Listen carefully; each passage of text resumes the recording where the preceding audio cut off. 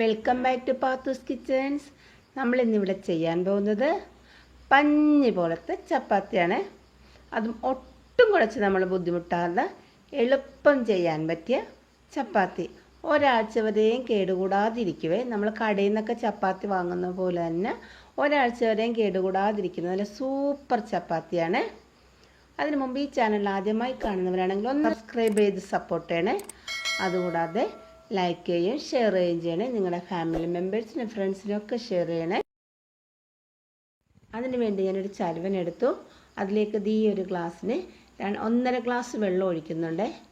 പിന്നെ അതിലേക്ക് ഞാൻ പാകത്തിനുള്ള ഉപ്പ് ഇട്ടു, 1 സ്പൂൺ പഞ്ചസാര ഇട്ടു, 1 സ്പൂൺ ഓയിൽ ഒഴിച്ച്, ഓയിലോ വെളിച്ചെണ്ണ എന്ത് വേണമെങ്കിലും ഒഴിക്കാം. ഞാൻ ഓയിലാണ് ഒഴിച്ചിരിക്കുന്നത്. ഓയിൽ ഒഴിച്ച് വെട്ടി തിളപ്പിക്കാൻ വെക്കണേ. ഇത് കണ്ടോ, നല്ല വെട്ടി തിളയ്ക്കണവേ. ഇങ്ങനെ വെട്ടി തിളച്ചതിന് ശേഷം ഞാൻ 2 ഗ്ലാസ്, ആ എടുത്ത ഗ്ലാസ്സിന് 2 ഗ്ലാസ് ആട്ടപ്പൊടി എടുക്കുന്നുണ്ട്. ആട്ടപ്പൊടി ഇട്ട് നന്നായിട്ട് കിണ്ടിയെടുക്കുക. ഇതേപോലെ നമ്മൾ പത്തിരിക്കൊക്കെ മാവ് കിണ്ടുന്ന പോലെ നന്നായിട്ട് കൂട്ടി യോജിപ്പിച്ചെടുക്കുന്നുണ്ട്. ആവി പറക്കുന്നുണ്ടോ? ഇതേപോലെ നന്നായിട്ട് കൂട്ടി യോജിപ്പിച്ചെടുക്കണവേ.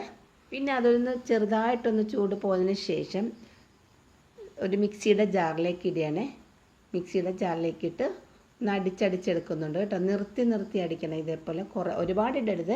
ഞാൻ ഇതിലേക്ക് കുറച്ച് ഇടുന്നുള്ളൂ. കുറച്ചാക്കി ഇടണവേ.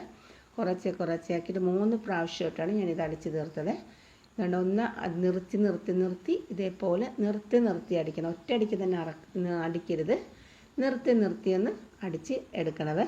ഇത് നോക്കിയാൽ മാവ് അടിച്ചിട്ട് നമ്മൾ മാവ് കുഴച്ചതുപോലെ തന്നെ ഇരിക്കുന്നില്ലേ. ഇനി ഞാനൊരു പാത്രത്തിലേക്കിട്ട് അല്പം കയ്യിൽ എണ്ണ തടകുന്നുണ്ട്. എണ്ണ തടയിട്ട് ഒന്ന് ജസ്റ്റ് ഇതേപോലെ ഒന്ന് കൂട്ടിയെടുത്തിട്ട് ഉണ്ടയിടാൻ പോവുകയാണേ. ഇതുണ്ട് ഓരോ ബോൾസായിട്ട് ഇതേപോലെ കൈ കൊണ്ട് ഉരുട്ടി ഓരോ ബോൾസായിട്ട് ഞാൻ ഇടിക്കുകയാണേ. നോക്കിയേ, എല്ലാം ഞാൻ ഉണ്ടയിട്ട് കഴിഞ്ഞത് മാവ് തന്നെ നമ്മൾ ആ ബോൾസ് തന്നെ ഒന്ന് പിടിച്ച് നോക്കി. അതിൽ പഞ്ഞ് പോലെ ഇരിക്കണേ. തൊട്ടിട്ട് വെറുതെ പഞ്ഞ് പോലെ ഇരിക്കുകയാണ്. ഞാനാണെങ്കിൽ ഒട്ടും കുഴച്ചിട്ടില്ല. കണ്ടല്ലോ, ഒട്ടും കുഴയ്ക്കാതെ മിക്സി മാത്രം അടിച്ചിട്ടുള്ളൂ. ഞാനിത് പ്രസ്സിൽ വെച്ച് നെക്കാൻ പോവുകയാണേ. ഇത് നെക്കി മാവ് മുക്കി ഇതേപോലെ തന്നെ മാവ് മുക്കി മാറ്റി വയ്ക്കുന്നുണ്ട്. പത്തിരിപ്പലക എടുത്ത് അതിൽ വെച്ച് പരത്താൻ പോവാണ്. എളുപ്പം പരത്താനായിട്ടുള്ളൊരു മാർഗ്ഗമുണ്ട്.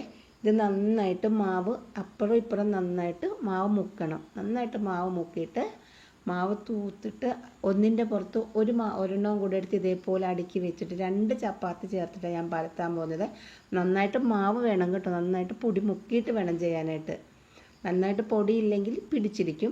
നന്നായിട്ട് പൊടി മുക്കിയിട്ട് ഇതേപോലെ 2 എണ്ണം കൂടെ ചേർത്ത് പയ്യെ നമുക്ക് പരത്തിയെടുക്കാവേ.